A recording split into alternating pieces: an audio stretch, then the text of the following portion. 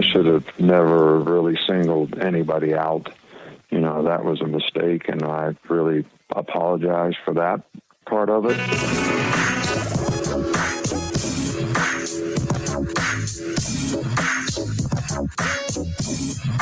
Well, good afternoon, everybody, and welcome in. There's Nick Saban to kick things off on this Friday, May the 20th. Or if you're Jimbo Fisher, there was God, the narcissist himself, walking back his comments yesterday on Sirius XM. Thanks for the audio to them as we get ready to kick things off on this hot Friday. I'm not complaining. I like the heat. It is hot out there. We just turned the air conditioner on here in the studio. It's getting pretty hot even with the air. Well, the air wasn't on, but it is on now. And that's good for me. And I think good for you. You can watch me if you're watching the video. Watch me sweating as I talk. That's not what anybody wants to see, I wouldn't think. All right, we've got lots of things happening here to talk about, and one of them is a big-time visitor for Michigan this weekend. We will get to win total, paying players, got some Michigan basketball, NBA draft thoughts. Coach Prime has he promised he was going to say something to Nick Saban, and we have quotes from Deion Sanders and Winning Time, a show that I have taken in a couple episodes that I will get to at the end of this broadcast. Speaking of this broadcast, we've gone here for a couple days, and we have offered it up to you, and that is the ability to take your calls via Clubhouse, the Clubhouse app. It takes like 30 seconds to register. You get in there. It's great to see people jumping in, something that I can use a lot more of, and I think I will. So you want to call in the show, you go to the Clubhouse app. It's free. You call in. You can talk Michigan football, basketball, and more. If you're out there and you're watching this live, you can also use the comment section. We'll take your feedback that way. We want your feedback. I can sit here and talk all day long. I'd like to know what the people are thinking. So with that, go ahead, use the Clubhouse app, use the feedback as well to get in. Well, all that stuff that we're going to talk about with basketball and Saban and primetime and cheating and all that, we will start with Michigan football and this big time recruit that they have in Ann Arbor this weekend, and that is Dante Moore, the quarterback from Martin Luther King. He is set to take a visit here to Michigan, and for the Wolverines, if you've been following name, image, and likeness, and if you're a college football fan, I think you have to follow name, image, and likeness. It's the big story here in the offseason. It's going to be the big story at the college football meetings coming up. It's going to be the big story all summer, blah, blah, blah, et cetera, when you get into the coaches meetings and the players 40 days out from the season. And right now, Michigan is bringing in a big-time recruit, 4-star, 5-star, however you want to look at it. Dante Moore, big-time signal caller. And the big-time signal callers are demanding big-time cash. And for Michigan, it's one of these things where I don't know how many months ago, but it's been a couple months where there's been some talk like, well, we'll just wait because Michigan is going to pop. They're going to pop some name, image, and likeness stuff. And these are my words. It's going to turn the college football world, on its side. And I believe that from a couple different angles. One, I don't know about the biggest or the wealthiest, the largest alumni base, but they've got all of that going on. Michigan across the country, across the world, and wealthy alums. They're up there. They have people that care about the sports, that care about football, that care about basketball. Those are the two that most people, what we're talking about, big time money and name, image, and likeness. And so you're thinking, hey, now it's legal. Michigan is going to get involved in there. The other part is Jim Harbaugh. When Jim Harbaugh was hired in at Michigan, he'd been to a Super Bowl and, had success at Stanford and San Diego. And to me, not that was going to be enough, but it was like, hey, he's a good coach. He's proven he's coming in. But then Harbaugh started doing a lot of different things. Hey, we'll travel the world. Let's have signing with the stars. Let's have satellite camps. All these, different things that, it was to attract players, to attract recruits, to take advantage of any rule that was in place that wasn't crossing the line, even if you thought it might have been getting into the gray area a little bit. That's a discussion that we could have. But so now that when name, image, and likeness, I was thinking, Harbaugh and Team Harbaugh and Team Michigan, they've got to have some things up their sleeves now, because now that you can go out there and it feels like, for me, that it's leveled the playing field. This is something I'm going to get to, coming up in a few minutes. We all know that over the years, basketball, football, the players have been paid. Whether you like it or you don't like it, we all know that it's happened.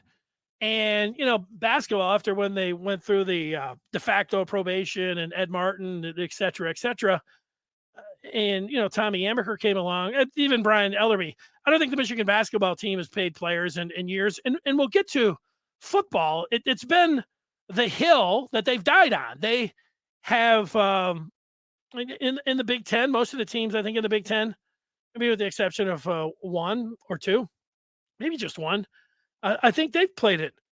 You say above board, they haven't gone and have done what some other teams have done. But, it's something that I'll get to coming up.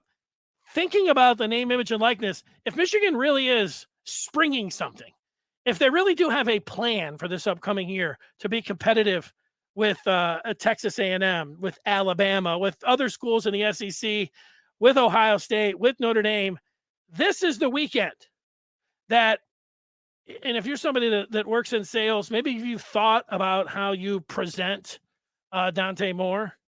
Maybe Michigan will be like Michigan always has. Say, hey, this is a great school. Look at the academics. Look at our tradition. You want to come with us? We'd love to have you. And that's, I don't know if that's been the exact sales pitch over the years, but that's not a bad sales pitch either. Hey, we're Michigan. The academics, really good. You can do really well. I remember a few years ago, Jared Irons, two-time captain of Michigan, who's been on this show.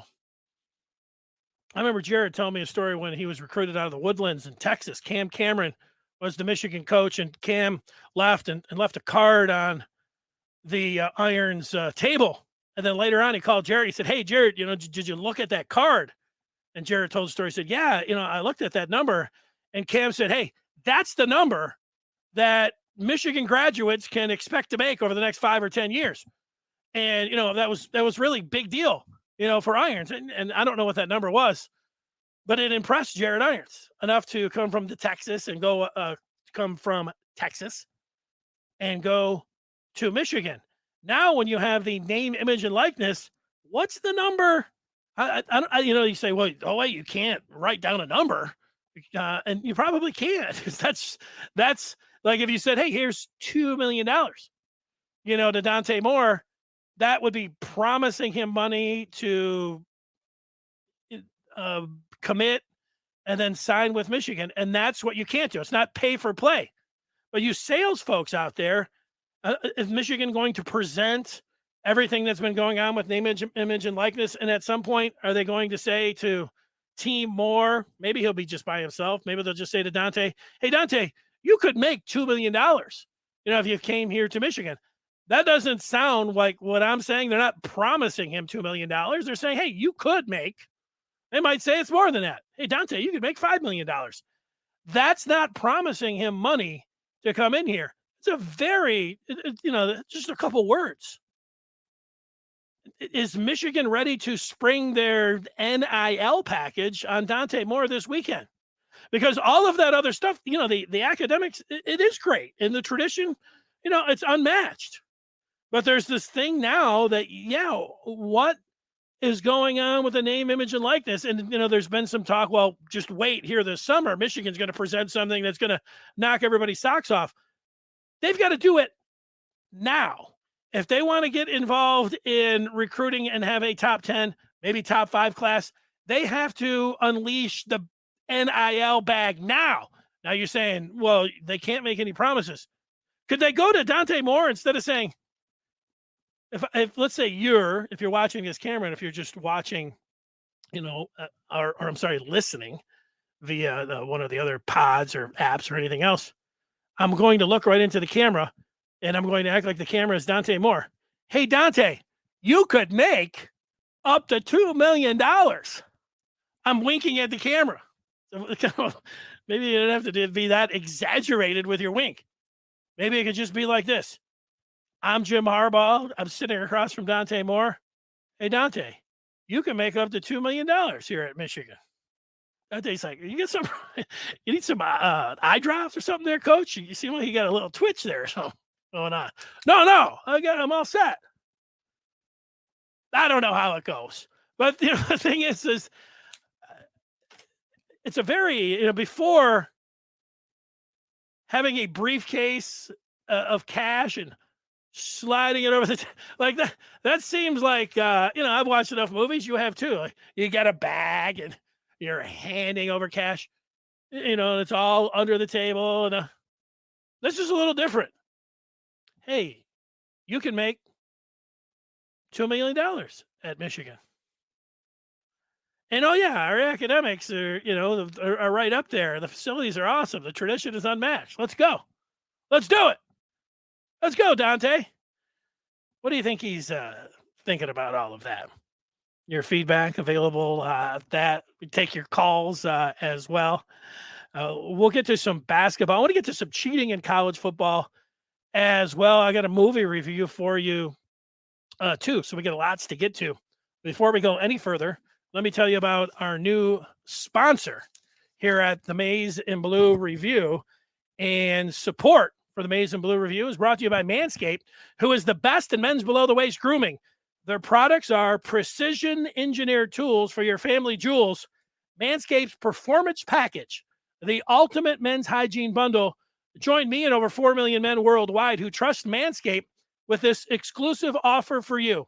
20% off and free worldwide shipping with the code TMBR at manscaped.com. If you've ever heard someone ask if the curtains match the rug, you see my picture there from the Little Caesars Arena a couple years ago. I can tell you, yes, they do. Get 20% off free shipping with the code TMBR at manscaped.com. That's 20% off with free shipping at manscaped.com.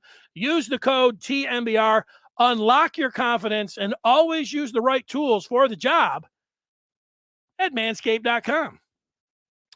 Okay, so you may have heard of this, you may not. That, the gambling's legal in Michigan. We've talked about it before, but there's a couple of different websites that have already come out with the college and football futures, the team over and under win totals for 2022.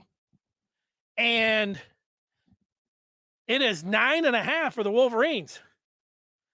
I like the over. Like today, I'm going to predict what I predicted last week and what I predicted the week before. As I sit here now on May the 20th, I feel the same that I did on April the 20th. I feel like Michigan is going to go into that Ohio State game undefeated. Now, that doesn't happen very often. That does seem like, you're really expecting great things. Are you a homer? Or all those kind of things. I'm trying not to be. I'm trying to look at it. Last year I wasn't much of a homer when I was calling for the coach's job and thinking that they were going to win, lose 4 games. That's what I thought. And as I look at the schedule this year, if you wanted to tell me, and this is where it comes to the over and under, like I said, I think they're going to go, 11-0 going into the Ohio State game, but they don't have to go 11-0 for the over and under win total. Do I think they could drop? Do I think it's an easy prediction and a reasonable prediction? I think a reasonable prediction, and I don't know how much people in sports that listen to commentators or that are involved with sports online or something. The prudent takes or reasonable takes.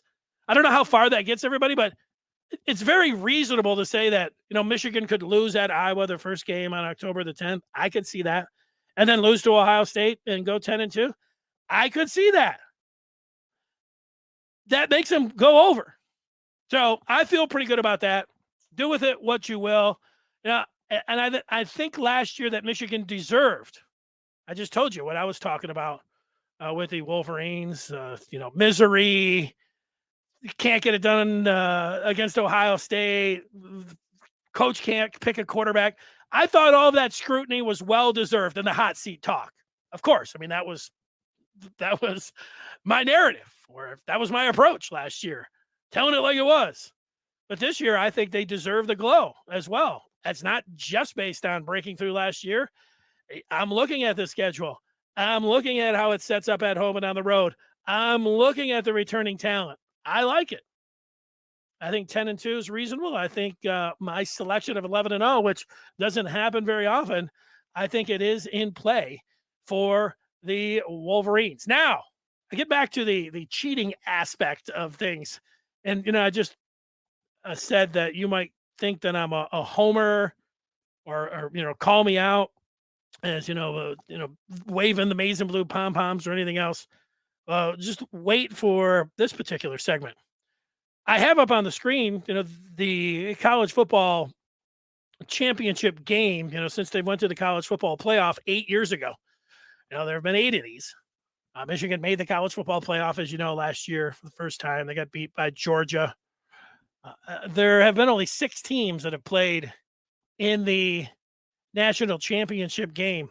And I was just thinking about going back, and it's the whole thing with Saban, with Jimbo Fisher, and some Deion Sanders comments that I'm going to read. And then what everybody has thought all along, that if you're going to win national championships in college football, you have to pay the players. This is previous to name, image, and likeness.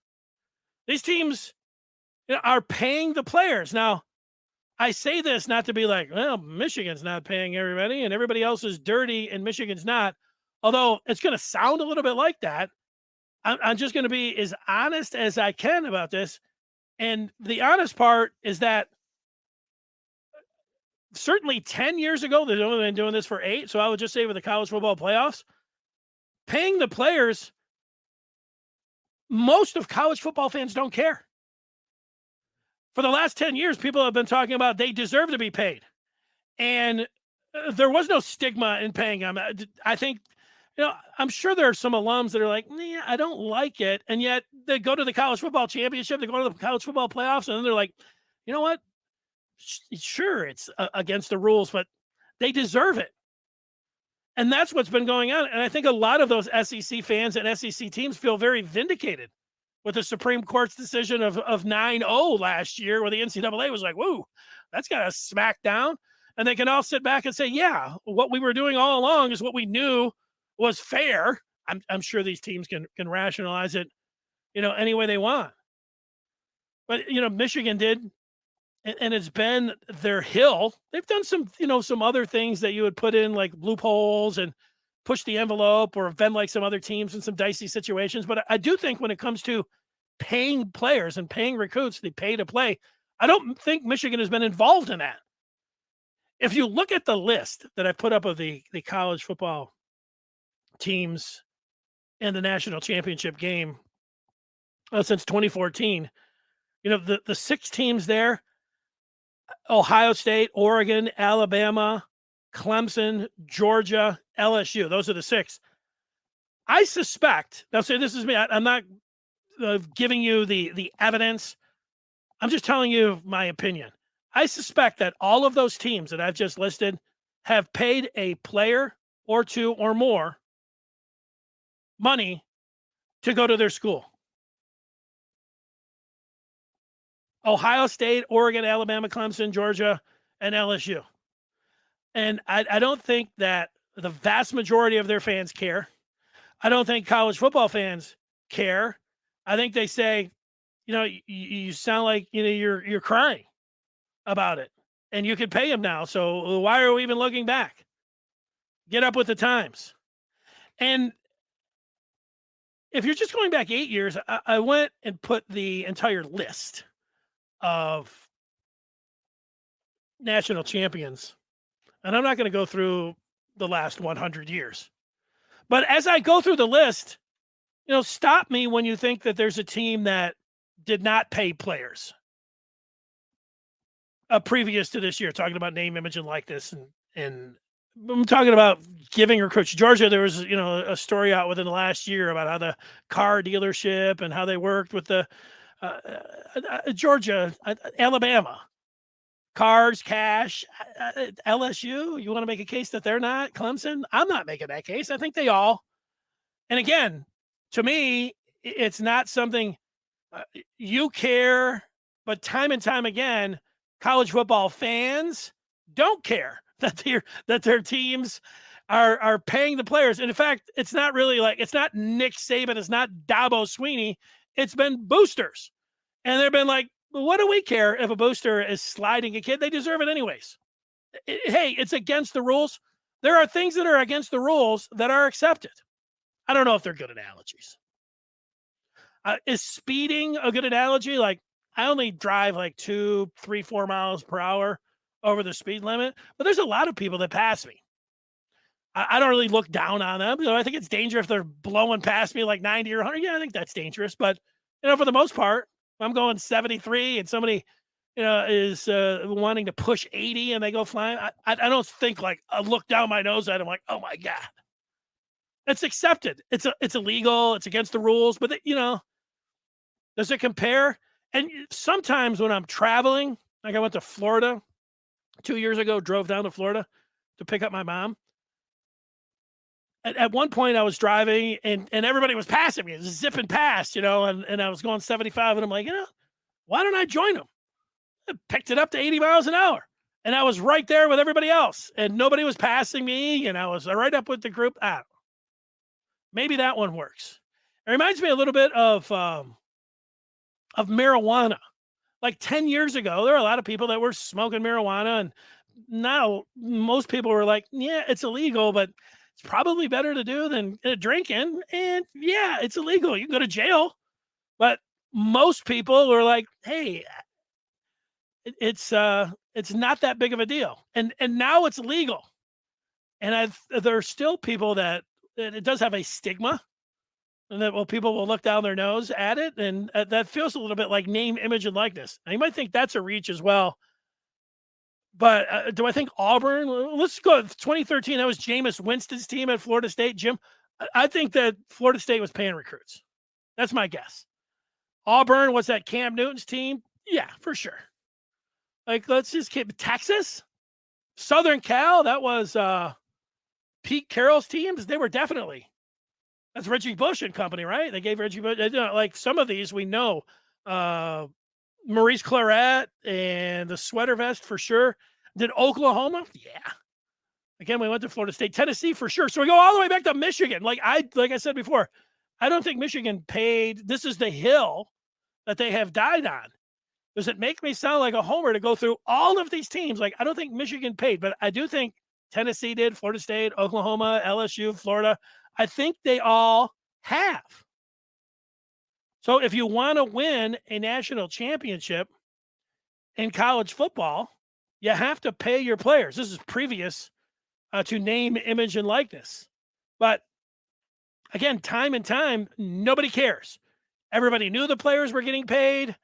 And most of them thought they should be getting paid because they should have been getting paid. So people didn't care. That's not morally correct. Okay. I understand what you're saying there. Let's go to the feedback here. OP, I'm down. Michigan should have to promise that Dante Moore would start in 2023 for Dante Moore to commit. Well, I think there have been times that you may promise a player that you won't recruit anybody else in this cycle and that you'll have a chance to compete for the starting job. So 2023, in just walking through it a little bit, J.J. McCarthy will be a junior.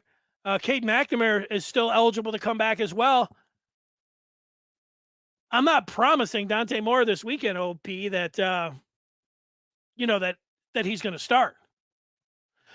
I will promise him that he can compete for the job, and that if he is better than J.J. McCarthy or Cade McNamara, if both of them are still here, and of Alex Orji or Jaden Denegal, all of these guys are going to get a chance to compete and say, look, if you go out there and you are the better quarterback, we will play you. I will make that promise. I'm not promising somebody that they're going to start when you've got, the exceptional players. But I think the reason that Michigan is behind in the perceived to be behind with Dante Moore, because I think Dante Moore looks and they're like, J. McCarthy's a sophomore, and so we got 1, 2, he could be here for another 3 years, and so could Cade McNamara. I might not be able to start till I'm a junior. Redshirt sophomore, which doesn't sound bad to me. That's what I would be selling if I was Michigan, but I would also make sure that he knows that he would have a chance to compete and play immediately. I would also look in, I don't know how long you've been watching, OP, but I would look into Dante Moore, and I would say, Dante, you can make as much money, $2 million, $3 million at Michigan with the name, image, and likeness. Maybe promise him that you get him to the NFL as a first-round pick. Yeah, I don't know if you can make that promise either. I think you could look back and say, hey, look at the quarterbacks. You talked about Tom Brady, and I don't know if that's going to work. You might talk about Tom Brady, but you're not going to talk about a draft because he went in the 6th round. I think you could say the offense that we're going to run, yeah, it's been known. The identity has been running the football. But, yeah, it's we'll throw the ball. We'll play to your talents. Again, I don't think you can't make promises that you can't deliver on. Being a first-round draft pick, you can say, we can put you in the best position. Here's going to be the offense. Here's what we're going to do with you. And I'm sure they're going to present all that to him. Matt Weiss, and Dante Moore, the new offensive coordinator, his plans for him in the future, that's a big one. That's a big part of the sales pitch. I also think a big part of the sales pitch is, talking about the quarterbacks that are on the roster and, what their plan is for him, McCarthy and McNamara, and then that name, image, and likeness is also those are the 3 biggest factors. Michigan has to prove that they can develop quarterbacks like Cade and JJ, and then we can get better quarterback recruits. Well, JJ McCarthy was as good of a quarterback recruit that you could ask for. Previous, I think what you're talking about, developing quarterbacks, I can make a case that Michigan has developed Cade McNamara. They recruited him. They signed him. He came in 2 years ago in that Rutgers game, played his ass off, and then last year led Michigan to a Big Ten title. You can talk about developing him. You can also talk and use J.J. McCarthy saying, hey, even though we won a Big Ten title, we were playing McCarthy as a true freshman. Same thing for you. Now, your point, if we didn't have last year and we were here last year at this time, now that's talking about not developing the quarterbacks and not playing them. Woo! That's been one of the biggest things. You could say, you had Brandon Peters as a freshman. You didn't play him. You had the McCaffrey. What happened there? What happened to you could go down the list there. What's going on, Jim? But right now, they're in a pretty good spot. Here's OP. What do you think about Cade? Will he get drafted? I think Cade's got a lot of work. I think I don't see Cade McNamara right now as being a first or second day. So if you're a second day, first day's first rounder, second day's second and third rounder. So I think he's a 4th rounder or below right now would be my guess. Now, that doesn't mean he can't go out. He's got a couple more years, technically, that he could play at Michigan or somewhere else.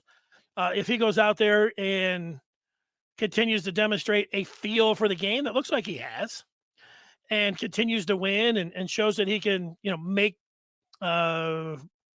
the throws, then, you can see him moving up right now. But, it doesn't look like, just on, let's say, first blush, just looking at his skill set and everything else, that, he doesn't feel like a first, second, or even third round pick right now. But those things can change.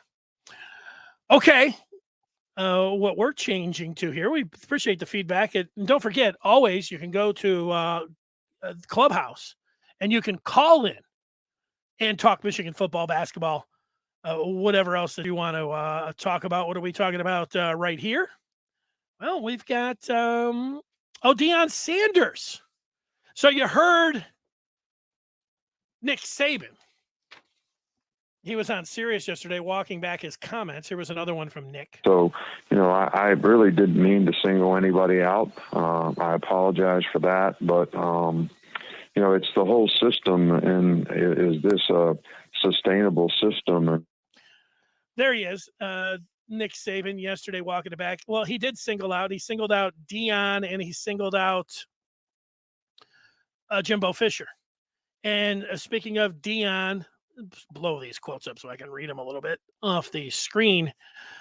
This is from Anskate, who talked to Primetime. Coach Saban wasn't talking to me. Coach Saban wasn't talking to Jimbo Fisher. He was talking to his boosters. He was trying to get money. This is straight talk from Coach Prime. Here's some more quotes from Primetime. You can't do that publicly and call privately. No. I still love him. I admire him. I respect him. He's magna cum laude of college football, and that's what it's going to be because he's earned that. But he took a left when he should have stayed right. I'm sure he'll get back on course. I ain't tripping. I love that last quote there from Prime. He took a left when he should have stayed right, and I'm sure he'll get back on course. Prime ain't tripping. But that's not the best quote from Coach Prime. This one is. Coach Prime said, quote, I don't even wear a watch, and I know what time it is. They forget I know who's been bringing the bag and dropping it off. I know this stuff. I'm not the one you want to play with when it comes to all this stuff. Now, there we go. This is money. Let's just think about the last 72 hours. On Wednesday night, Nick Saban accused Jimbo Fisher of buying all of his recruits and pay to play. Said it. You heard it. I heard it. He had to go out there and apologize. I should have never really singled anybody out. There, he said it once. So, I really didn't mean to single anybody out. So he had to apologize. But he said it. What do you think he said it? Jimbo Fisher. He bought all of his recruits. What are you? I shouldn't have singled out Jimbo Fisher for buying all of his recruits. There's apologies. If I'm listening to that, I'm like, oh yeah, you think Jimbo now is going to take his call? They got to show up and be in SEC meetings in a couple of weeks. That's going to have all of the same energy of Ryan Day and Jim Harbaugh walking in. With, Day talking about hanging 100 on Harbaugh, and Harbaugh, giving the old silver spoon, or it was waking up on third base line to Day. Those guys aren't sitting next to each other. And neither are Fisher or Saban. But so you had Saban accusing Fisher of buying his team. You had Jimbo coming back and calling St. Nick God and a narcissist and saying, you don't want to go there. Now, he didn't say. He said, go ahead, just start digging things up. So he accused Nick Saban of being dirty. And then Saban also accused Coach Prime of paying players. And Coach Prime came back, and Coach Prime went back at, not specifically at Saban, but he said, they forget. So when he says they, is he talking about college football as a whole? Is he talking specifically about Nick? Nick's the one that accused him. I would say yes on Nick. Since Jimbo was in the news there, I think he's talking about him. And he was coaching at Florida State. And I think he's talking about all of the big-time teams in college football. There's Primetime saying, they forget I know who's bringing the bag and dropping it off. I would like to know that. Who is bringing the bag? I just went through all those teams. Everyone that is annually, those 6 teams that I went through, we all know them. They're fantastic teams. I think they all are bringing the bag and dropping it off. Dion knows this. He's not the one you want to play with when it comes to all this stuff. Awesome. Coach Prime.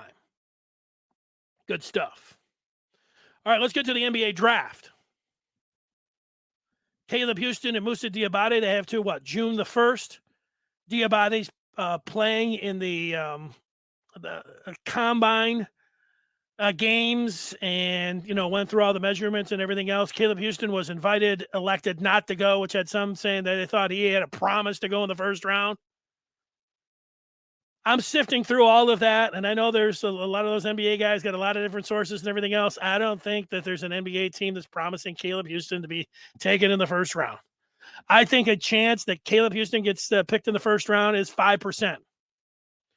Now, Caleb Houstan, there's draft evaluations. There's guys that, work in recruiting services and go out and watch all these camps. It's a very difficult thing to do. What I am saying about Caleb Houstan is that the recruiting analysts, by and large, whiffed when it came to Caleb Houstan. He was not a top 10 recruit. He was not a 5-star. He does not have that game. He's got he's a standstill or a set shooter with what could be like 6'11" wingspan. And yeah, the NBA, they like, you say 3-and-D guys. They like wings that can really fire it up. I mean, that's the game. If you can really light it up from downtown. You know what else they like? They like guys that can get their own shot and are athletic enough to move around. Caleb Houstan did not demonstrate that at all at Michigan. So you're taking a complete flyer on Caleb Houstan. Now, do I think in the second round where you take not only complete flyers, you're blindfolding yourself and throwing a dart? Yeah. I think there's a chance that he could go into the second round. I think Diabate's got a little bit more of a chance to go in the first round. The comparison of Jaren Jackson Jr., he's not the same player, that Jackson was at Michigan State, although they damn near have the same statistics. Jackson, you could still see his shot from the outside was better than, the thing that the Diabate tries when he's out there. He's got a lot of work to do, but I think athletically, and you see Jaren Jackson running up and down and all the things that he can do at 6'11". Diabate can do all that at 6'11". He's got that kind of game. And at times when you saw him with a couple steals and going down and throwing it down, he's got that. So if he could work on his outside shot, do I think in 2 years or so that, Diabate could be somebody, nice rotational piece coming off the bench in the NBA? Yeah. So I could see him going in the first round a lot more than Caleb Houstan, who I just don't see it. Now, having said that, I think, Houstan would be Michigan would gladly, take him back. He was a disappointment because he was a top 10 player recruit last year, and he was mostly disappointing. Michigan, what did they really need last year? They needed a volume, knockdown, 3-point shooter. Houstan was not able to provide that very often. In fact, if they had anybody that they could have gone to on the bench, they should have put him to the bench, but they really didn't have that. So they kept hoping that, okay, he's going to get, and he really never did. He got a couple games where, he put together a few games, but, in some of the biggest games like Ohio State or, against, he put up a bagel. Didn't show up in big time games and didn't show the ability to get his own shot. But on the college level, coming back for a sophomore year, I think that he could get some more consistency and he could be a serviceable player on a top 25, maybe a top 10 team like Michigan. But just as it pertains to the NBA draft, everybody's got their opinions and promises and everything else. I don't think Caleb Houston's getting drafted in the first round. 5% chance. Diabate a little bit better than that at 10%.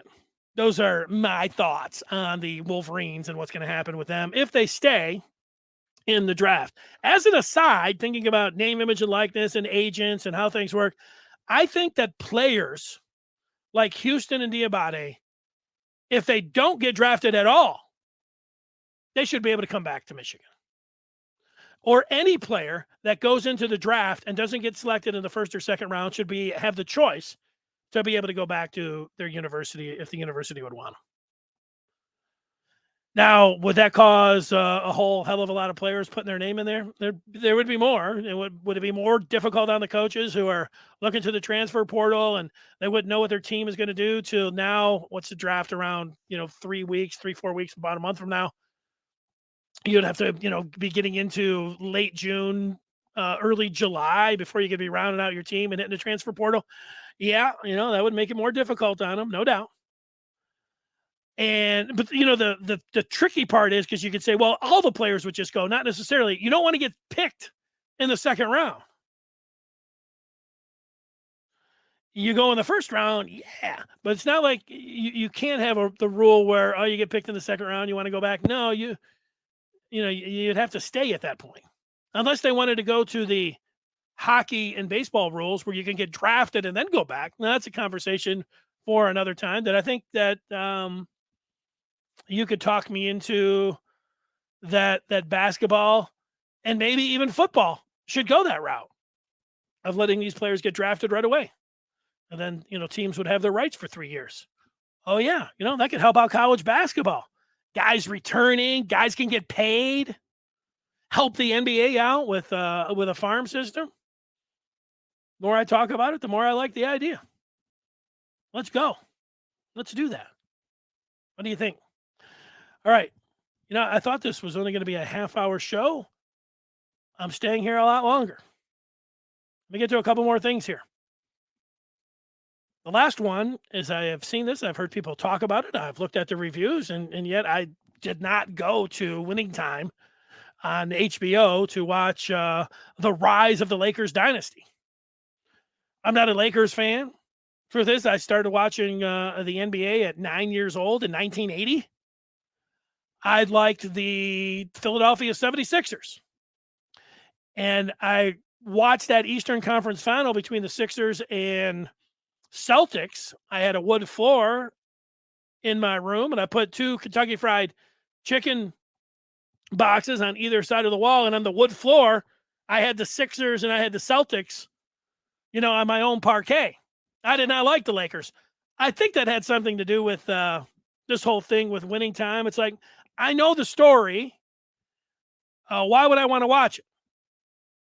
Well, my friend said, you got to watch this. This is pretty good. So I watched the first 2 episodes, and he told me you got to take the first 2 in before it gets good. And I got to say, I like it. Dramatization of what's going on here. There's a few things, you've heard about, Kareem and Jerry West not liking their portrayals. Jerry West, all of the interviews I've ever seen over the years with Jerry West, he's like so mild-mannered, seems like, so polite, and he acts like a complete lunatic. There's a lot of things like that. They're like, what's going on here? But it's kind of like hot takes on Twitter. Like the guys that got involved in this, they're hot taking it, but it's to make it, in their mind, more entertaining. And it's working on me. It's worked through the first 2 episodes. And the thing that you come away impressed with for sure, you're a sports fan. You don't have to be a Lakers fan. Sports fan, history fan. You just look at the casting of Magic. It starts with him. And I have a picture up on the screen. This guy's Isaiah is his first name or last name. I forget. He's great. I mean, he looks like Magic. And then down the line, these guys look, it's just a great job of them going out and finding lookalikes and casting these actors in their different roles.